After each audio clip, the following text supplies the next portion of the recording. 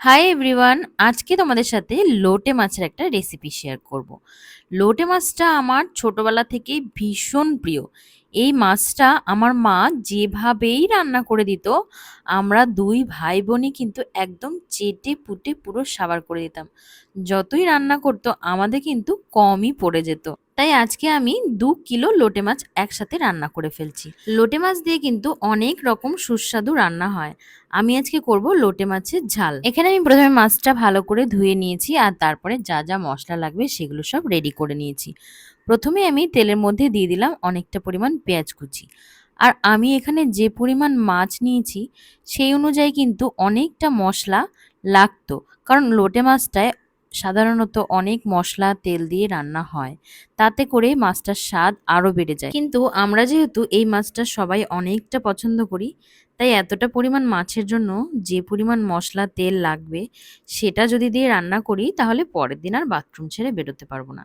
তাই আমি একটু কম পরিমাণ তেল মশলা দিয়ে এটা রান্না করছি। তাই বলে একদম এটা ভেবো না যে স্বাদে কম হবে, স্বাদও কিন্তু এটার হয়েছিল দুর্দান্ত। প্রথমে দেখো আমি পেঁয়াজগুলো একটু তেলের মধ্যে ভেজে নিয়ে তার মধ্যে দিয়ে দিলাম টমেটো আর আদা বাটা, রসুন বাটা, গোটা কাঁচা লঙ্কা, হলুদ গুঁড়ো আর লঙ্কার গুঁড়ো সমস্ত কিছু দিয়ে ভালো করে আমি এটাকে কষিয়ে নেব। অল্প তেলে কষানো হবে না, তাই জন্য যখনই একটু নিচে লেগে লেগে আসবে তখনই এর মধ্যে সামান্য পরিমাণে জল দিতে হবে। জল দিয়ে দিয়ে কিন্তু এটা বেশ সুন্দর কষানো যায়। এই দেখো মশলাটা কিন্তু আমার বেশ ভালো কষানো হয়ে এসেছে। এরপর আমি এর মধ্যে সমস্ত মাছগুলো দিয়ে দেবো। মাছগুলো আমি শুধু পরিষ্কার করে ধুয়ে রেখেছি, তার মধ্যে নুন বা অন্য কিছুই মাখিয়ে রাখিনি। গোটা মাছগুলো শুধু 2 টুকরো করে রাখা আছে। এবার এই মশলার মধ্যে নিয়ে হালকা হাতে একটু নেড়েচেড়ে দেবো।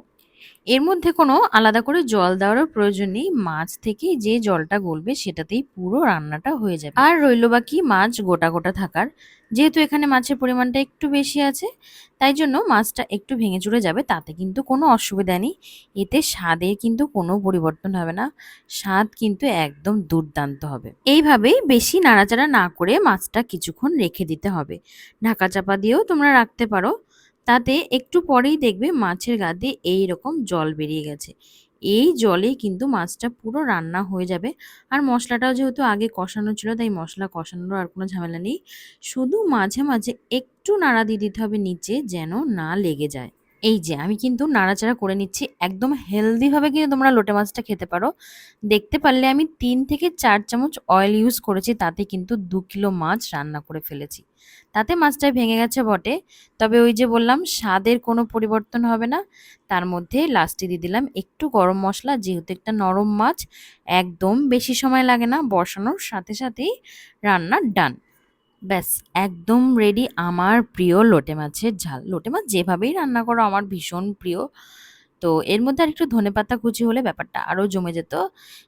এর টেস্ট হয়েছিল কিন্তু দুর্দান্ত লেভেলের। বিশ্বাস করো, এইভাবে তোমরা একবার রান্না করে দেখো, দুর্দান্ত লাগবে খেতে। গরম গরম ভাতের সাথে এইরকম এক বাটি যদি লোটে মাছ পাওয়া যায় আর কিচ্ছু লাগবে না।